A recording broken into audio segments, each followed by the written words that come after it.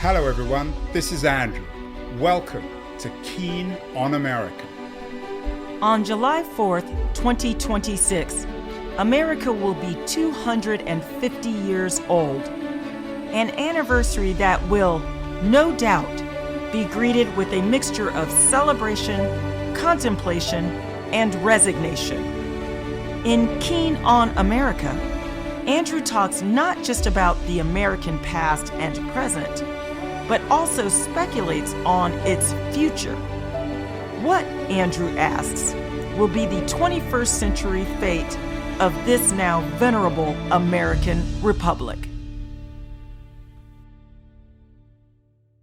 Hello everybody, it's late in the afternoon in California, Friday the 26th of September. I'll probably put this out tomorrow on Saturday. It's time for technology. That was the week, and this is the week that, according to Keith, OpenAI just shifted the interface and the power. And I thought we usually end on the post of the week, but Keith, this week we may begin with the post of the week from OpenAI, which is about ChatGPT Pulse. So tell us what this new product is and why it's such a big deal, why you chose to lead. Usually you don't lead That Was the Week with a product.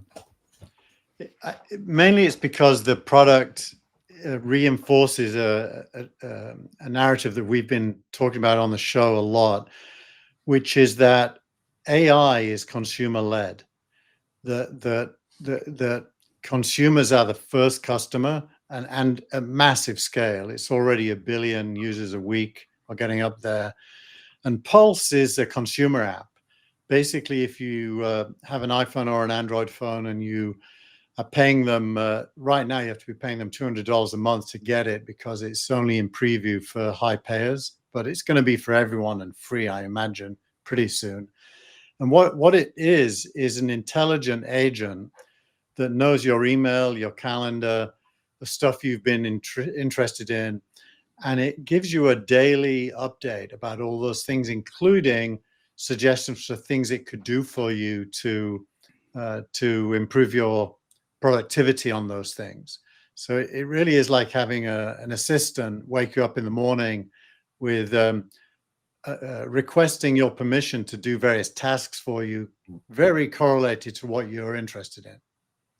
So the interview of the week this week is Jacob Ward, who's the author of The Loop. He came on the show. The Loop came out a few years ago. It predicted some of the AI revolution. And Jacob came on the show to talk about why smart machines are making humans dumber and dumber. He talked about the idiocracy trap. Some people might interpret this, Keith, as being part of this idiocracy trap. Everything now is presented. You say we're consumer-led, but the consumers aren't deciding what goes into Pulse. It's ChatGPT. So where's the consumer here? Well, actually, it's 100% decided by the consumer, because it's only acting on your behavior. It's a little bit like back in the old days, Alta Vista used to, when you did a search, you put 10 other searches underneath, which you had learned from users who'd done the same search. So basically, ChatGPT is learning from you and then enhancing you. So the consumer is in the loop, but I think that doesn't necessarily fully discuss his point, which I think is a broader point, which is the idea that as humans do less. Jacob's point, yeah, which is the idea that as humans need to do less and less, and machines do more and more, humans will get dumber. I think there's a whole conversation to be had around that. I disagree with that as well, but it's at least an understandable point of view.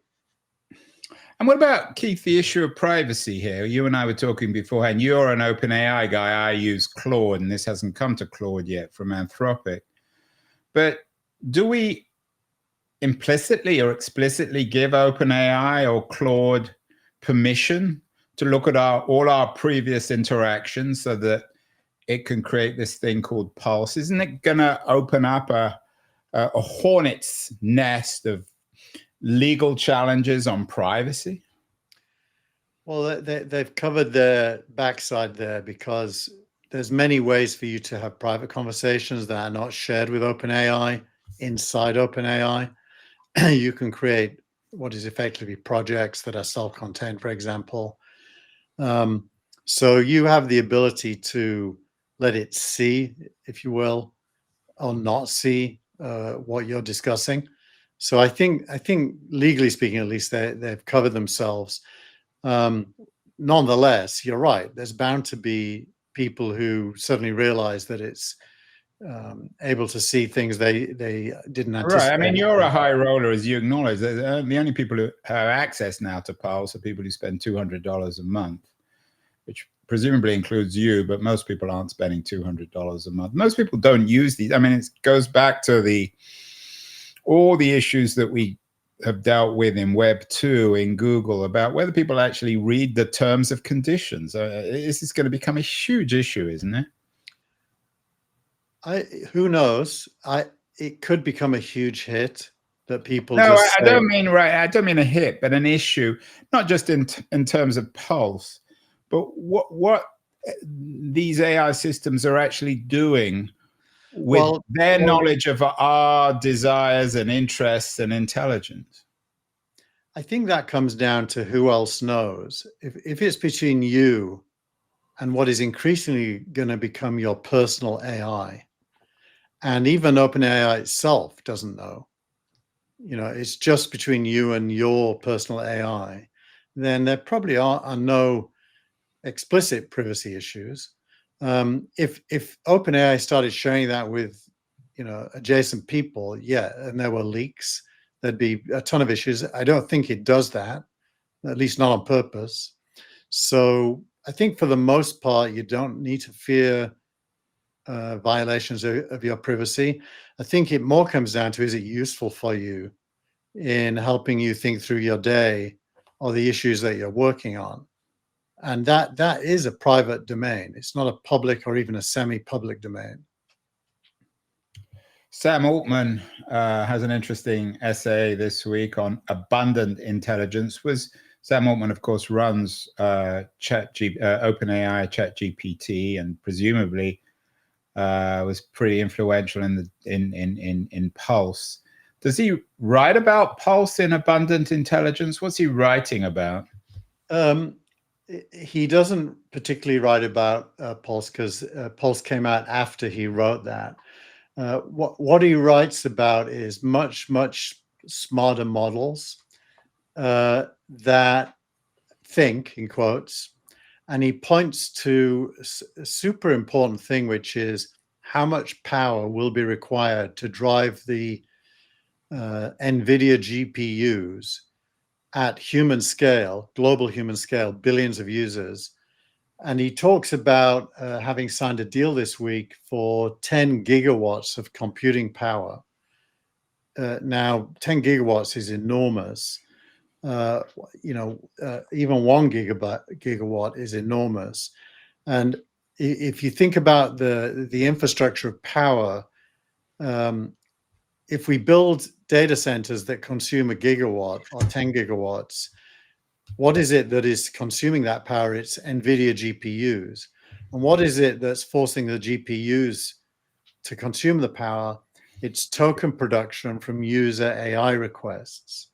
So what Altman is saying is there's going to be an unlimited number of tokens sitting on an unlimited number of GPUs, sitting on an unlimited number of data centers, consuming a massive amount of power to give humans effectively knowledge of everything. That's what the essay is saying. And if you listen to the NVIDIA CEO is on the B squared podcast this week, which is Bruce Gurley's podcast, and Brad Gerstner's. The CEO is on there, and he explains that you can predict NVIDIA revenues if you can predict power growth, because the growth of power equates to NVIDIA's GPU sales directly. Yeah, and we've talked about this before, and I don't think you and I agree on it. There was an interesting piece which I forwarded to you, didn't include in this week's newsletter, in the Wall Street Journal. Spending on AI is at epic levels. Will it ever pay off? There's some suspicion. You, in your sort of teleological way, believes that these things always pay off. I mean, sometimes I assume they won't, but all this spending is at epic levels. And these deals, the one you talked about, for example, between OpenAI and NVIDIA, is sort of, it benefits both parties, but it might be the froth, the ultimate froth on the boom. There are skeptics who believe that these companies are doing all these deals with each other. Ultimately, perhaps the revenue isn't there. So it's all very well Sam Altman talking about the needs for power, but there's also a need for revenue on his side. Yeah, I've mostly been a skeptic when large amounts of capital expenditure happen to build infrastructure. I was a massive skeptic back in the 90s about interactive TV, and made the point that I don't believe most living rooms want their TV to be interacted with, because that would interrupt any shared experience in the living room between more than one human being. So I don't have a knee-jerk love for capital expenditure. I think what it comes down to is there real utility and value in the thing that is being manufactured or produced? And with AI, I think it's unambiguous that the outcome is human positive to a very large degree. So the capital expenditure is probably going to turn into human attention, and human attention invariably turns into dollars.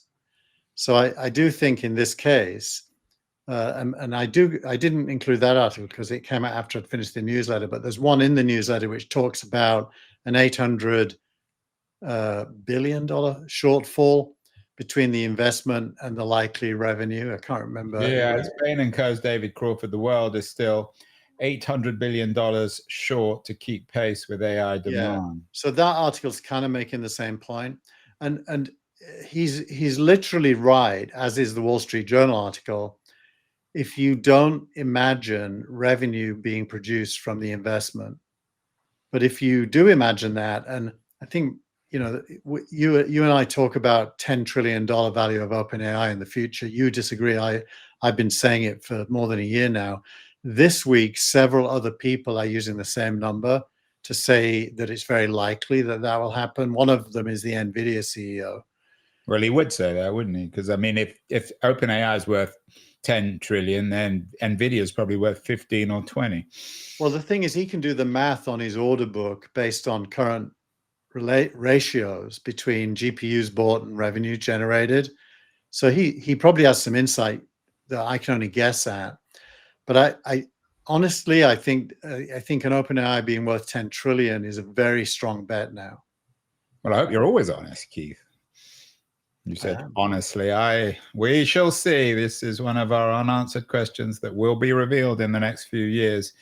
In terms of your analysis this week, you mentioned monetization. You said that because of development of products like Pulse, you believe that the next trillion-dollar platforms will control three assets simultaneously: attention, compute, and monetization and settlement. What exactly does that mean? And what kinds of products are they going to be?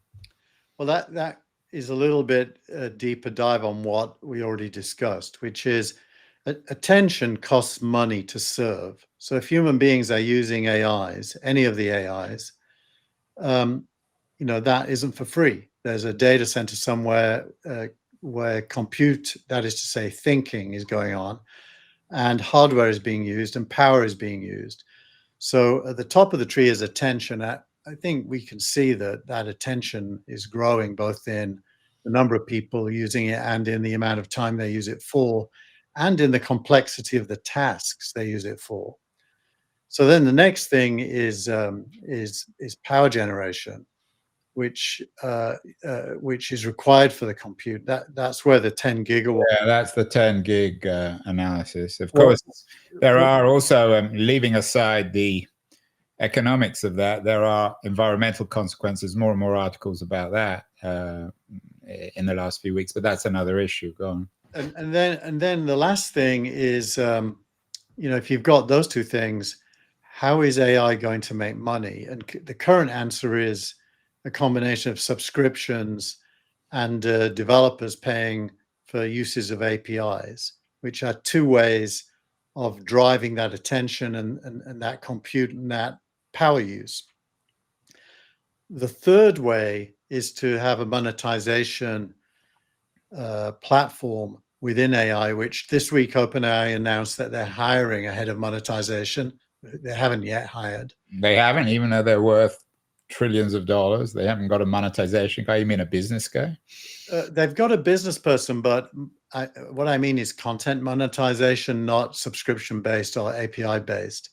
And so Fiji, the person that came from Instacart, who's running product, is hiring that position. And that implies whatever the AI version of Google AdWords is. That is to say that there are paid links that OpenAI gets paid for if somebody clicks on the link. That is probably the single biggest monetization opportunity, because as you get more and more attention, and more people are clicking on things, more and more money will flow in both directions between publishers and AI. You and I have talked, I mean, when it comes to the $10 trillion monetization of of OpenAI, one of the issues is whether OpenAI can essentially control the entire market. We've had a number of conversations about this, not maybe so recently, but certainly in the last few years and last few months and couple of years, about whether OpenAI is a different kind of company. It's more than a platform. It controls the whole stack. Is Pulse an attempt to control the stack? It's certainly an attempt to control the front door, as we've described it in the past. And the front door is the stack. If everybody right, and the two things one of the things that you note in your editorial is the front door is migrating from search feeds to the proactive assistant, but OpenAI wants to control that front door. Yeah, so that word bundling is key. Bundling is when you become the default and everything happens through you. Unbundling is when somebody else builds, let's say, a real estate AI for buying and selling homes, and people buying and selling homes go through that instead of through you. That's unbundling. This week implies that bundling is winning. And that does speak to one or a small number of successful front doors. Anthropic clearly is one as well. Well, Anthropic, I mean, they're like Hertz and Avis, or the Soviet Union and the United States in the height of the Cold War. When one comes out with one thing, the next week the other will come out with it. So no doubt Anthropic has something like Pulse in its arsenal, so to speak. Yes, and so I do think this is the week when bundling seems to be the hot signal, but that could easily change. It depends on what people build. It's a great time for building things, because the truth is none of us really know yet. Although it is and it isn't, because if it's really true and OpenAI control their own platform and technology, then for a startup person who wants to bundle and create smart assistants, the emergence of Pulse is rather bad news, isn't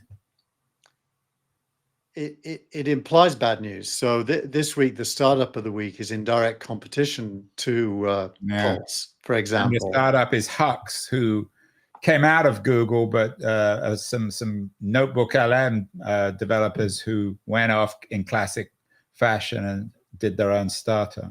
Yeah, and Hux is a front door by design.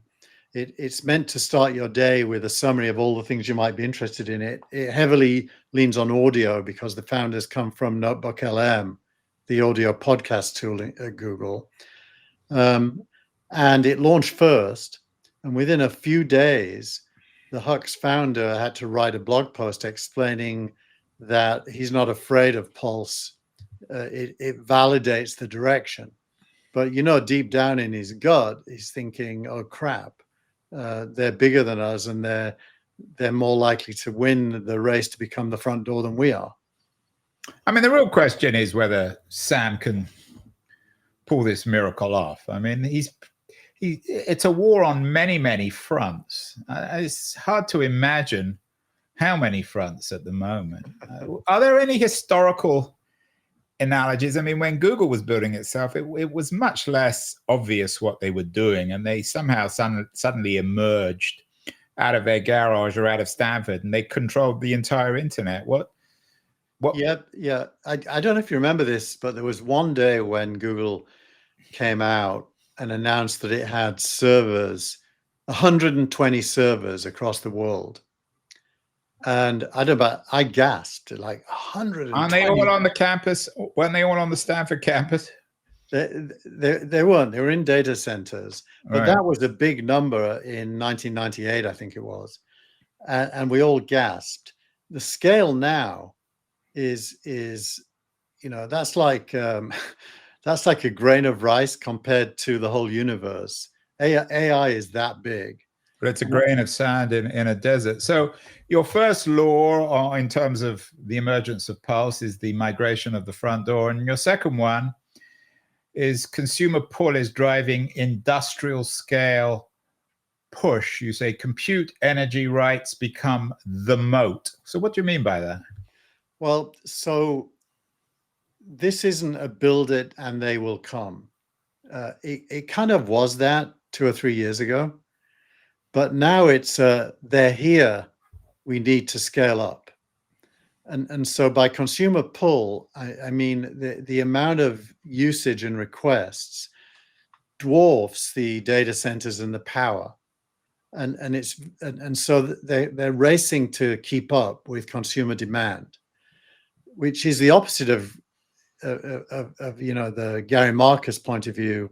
I don't mean him personally, but that negative point of view, which implies that this is all BS, like interactive TV. Yeah, it's smoke and mirrors. But doesn't consumer pull, Keith, depend on price? I mean, I might be interested in Pulse, but not at $200 a month. I paid $20, and if it was included, I'd probably use it. So is one way for a company like OpenAI or Anthropic to control what you call consumer pull through price? Are they somehow perhaps overpricing these things to make sure that there isn't too much demand and then their energy centers get overrun? They are definitely doing that for sure as a short-term way to both launch new products that wow us whilst not collapsing under the weight of usage. So they're definitely doing that. I think the trend is towards free. This computer gradient article that's in this week's newsletter talks about the spread of power needs to the edge. It's the first essay at the top there. And it basically is talking how the new Apple iPhone 17 has a bunch of AI in it that only uses the battery on your phone. And it's clever, like things like language translation through the earphones. It's not really free if it's on the iPhone. We have to pay for the iPhone. No, the power is coming from the battery. You don't need to build big data centers. Oh, I see. For it to work. Distributed power, essentially. Yeah. So I mean, but the trend will be for everything to be free and for monetization to happen within the content streams. And what does that mean? Advertising again? I mean, I hope not, but there's going to be some people. Well, what's the alternative to advertising? I think paid links are different to advertising. I don't know if you can see that nuance, but when I click on a link that's relevant to a conversation, OpenAI may be getting paid, but I don't see an ad. I just see a link. Well, that's a microeconomy that's always been the dream of technologists. It's never seemed to me to be realized or realizable unless it's all managed by OpenAI or Google. I think it's going to be managed in the center of the network. Cloudflare this week had a whole week of announcements, one of which was a stable coin called Net for transactional micropayments. Another was to fulfill their promise of blocking crawlers unless they pay, if the publisher wants that. So the trend is towards monetization with users getting it for free. So our interview of the week is skeptical of tech, Jacob Ward, who is a journalist tech journalist, is very skeptical. His book, The Loop, came out a few years ago. The zeitgeist might be shifting a little bit. Noah Smith, who's always very influential, his Substack essays are excellent, and they have a huge audience. Has a piece this week on text can fix most of our problems if we let it. I sent it to you, Keith. I'm sure you were thrilled by this one. Well, I agree with the sentiment. Look, I think the more interesting one is your interview, because on the face of it, it's logical, right? If humans are doing less, you imagine humans will get dumber. Right, it's the idiocy trap. Right, which seems logical, and it's hard to disagree with. Now, in my mind, I think of humans doing less as giving them the capability to do more of what they want to do, some of which will be leisure and non-intellectual. But what do you mean, some of which? I mean, this is the old Albert Wenger argument, and you and I have talked about this endlessly. If most people, I mean, it's Marx's vision in the German ideology. If suddenly everyone in the world never had to do another minute of work, are they all going to start reading Shakespeare, doing podcasts? Unlikely.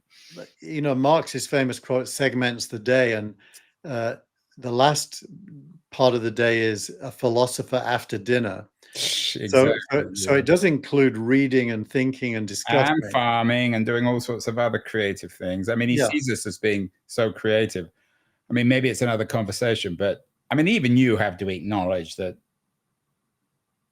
if suddenly we were liberated from work, it wouldn't necessarily mean that we'd all start our own podcast or music label or... Well, but think of you and me in our use yeah, but of we're AI. not typical, but go on. Think of ourselves. I definitely, and you can speak for yourself, but I definitely feel cleverer 2 years after I started using AI. I'm doing less of what I used to do. I'm learning a lot more things I didn't know I could learn, including, you know, practical tasks. And I definitely don't feel dumber, even though AI is doing some of the stuff I used to do. It certainly makes me more humble, which is quite an achievement. Makes me realize the limits of my own intelligence when it can digest pieces that would take me days, sometimes weeks to understand. It can do it in about 10 seconds. I'm not sure whether always the conclusions are coherent or right, but it is incredible in that sense. In that sense, it's like magic. I gave it the code base for signal rank scoring mechanism last week and asked it to write a mathematically based paper that could describe the algorithms to a math proficient reader. And it produced this 25-page paper that was completely true to the algorithms in the code, but was written as like a math professor would write it. And I tried to read it, and I could read everything except for the equations. So I copy and pasted the equations back into another AI and say, tell me what this means. And it changed it back to normal language, and it was perfect. And so I couldn't have done that, but in having it do it and me read it, I learned a lot from it. So back to the Smith essay, he is a bellwether in the sense that he's influential and smart. Do you think that the zeitgeist is shifting a little bit back towards a belief in technology? Are we going to see that? There's so much skepticism these days.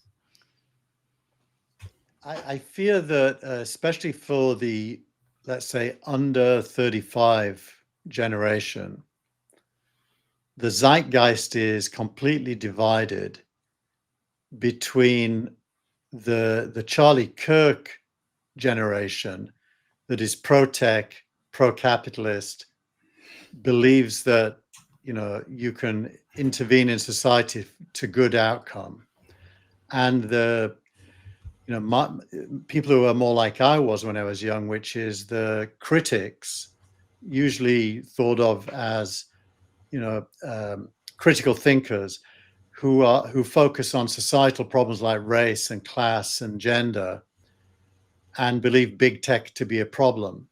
So I think we're at that point where there's no consensus here. I'm definitely on the side of Noah Smith, but I don't think that's yet a majority opinion.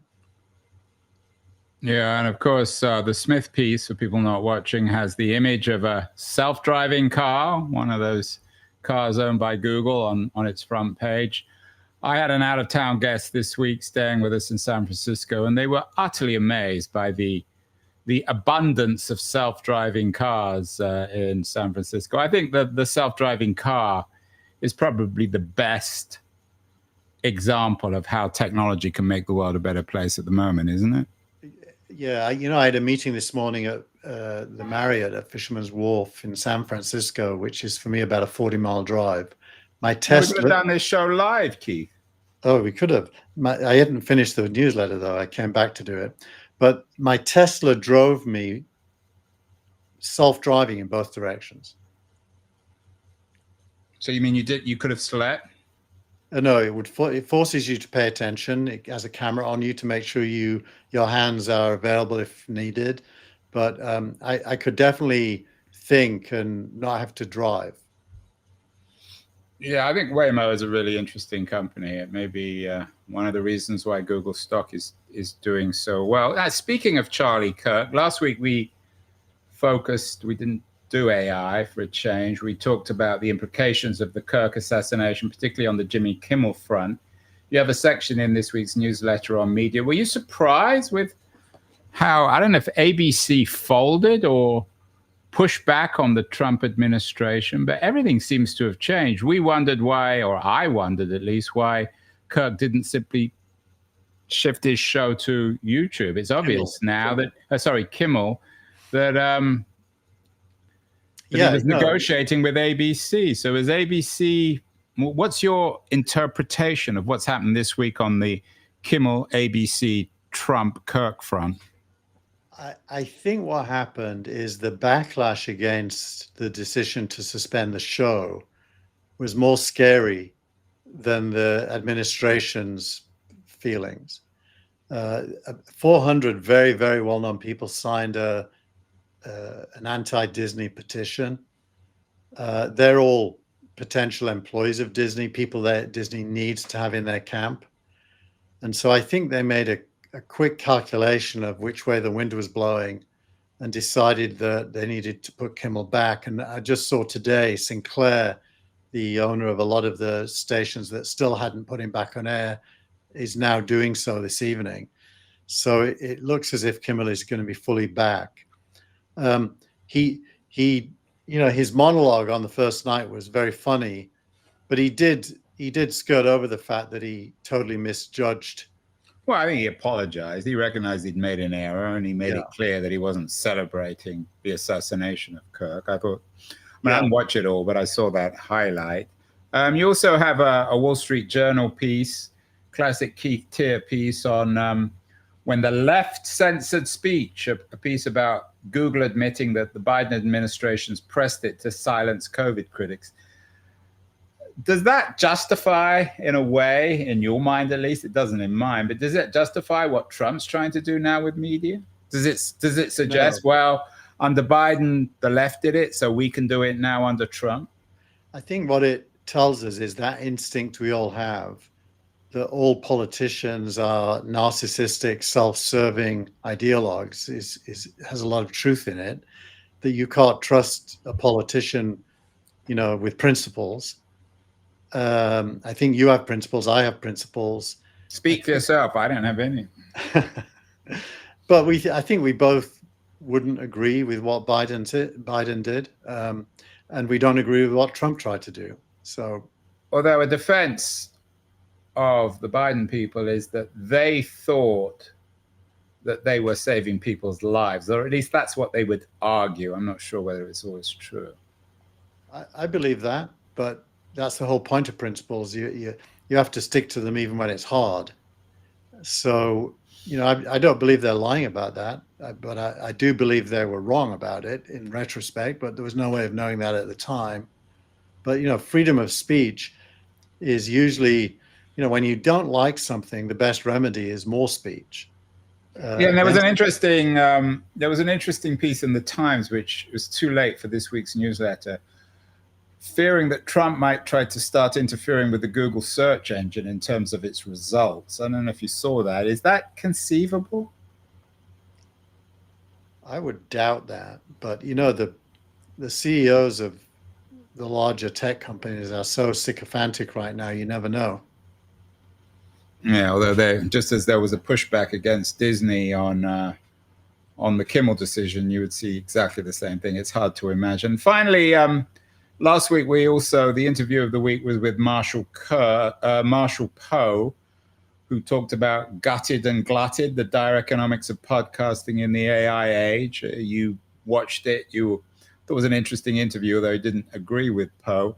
Will the product of the week, your startup of the week, will Hux amplify the gutted and glutted nature of podcasting? What actually will it mean? Well, it's creating synthetic podcasts that are topic specific on a daily basis. Sounds like my show. It isn't very good yet. I mean, but it will get good. That's one thing we know with AI, that it radically improves. It will almost certainly get better, and they'll probably introduce. They have about 50 voices already compared to the 2 that. No, do they have yours and mine? They do not, but they need to get those, Andrew. Yeah, well, we need to call up. I'll have to have a word with my wife. We'll call up Google. Should we be fearing, Keith? Is that was the week, our weekly summary and conversation? Is it? Will we be able to put it? Will we be able to use Hux, maybe borrowing from your newsletter, to create a show without having to spend half an hour on a Friday afternoon doing it? Here's what I suspect. I suspect that news, or historically speaking, backward-looking content will become more and more automated. I think anyone trying to shape the zeitgeist will remain primarily human. Well, that's good news. You and I shape the zeitgeist, so does Noah Smith. So we're safe, Keith, are we? I think we're safe from anyone being as good as we are. That's for sure. Yeah, I couldn't agree with you more. Well, as always, that was the week for tech. A big week, at least according to Keith. It was the week that OpenAI shifted its interface and the power, changing everything once again. We shall see if that's true, Keith. We're not doing a show next week because we're both on the road, but we will see everyone in a couple of weeks. So keep well, everybody. Use Pulse, use Hux, and maybe make Keith and I redundant. Thanks. Happy Friday.